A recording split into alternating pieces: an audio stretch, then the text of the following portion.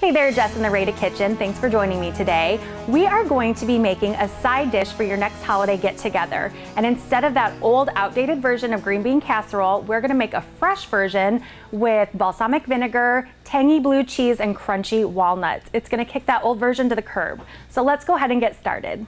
So here I have about 1.5 pounds of fresh green beans. I've just pulled the little stem off, and I'm gonna toss those down into my Rada rectangular baker and give it a coat of extra virgin olive oil.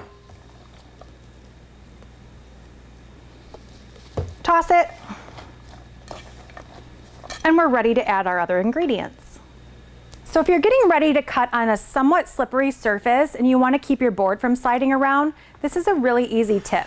Take a wet washcloth, lay it down, and set your board on top, and it won't move around on you anymore.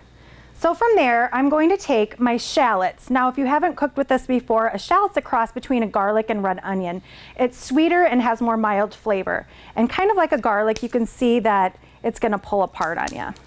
So I'm gonna take one of these, and with my cook's knife, get rid of that outer peel. These tend to be a little red in color.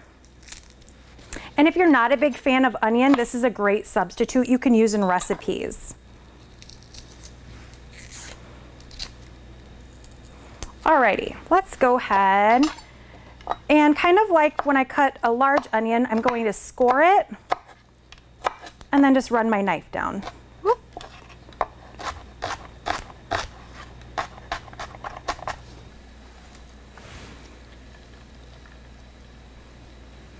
So here I have about 1 cup of walnuts, and these are whole. I'm gonna take half of this amount, and just for a variation of texture, I'm gonna chop those with my Rada cook's knife. So just quick run through with my knife.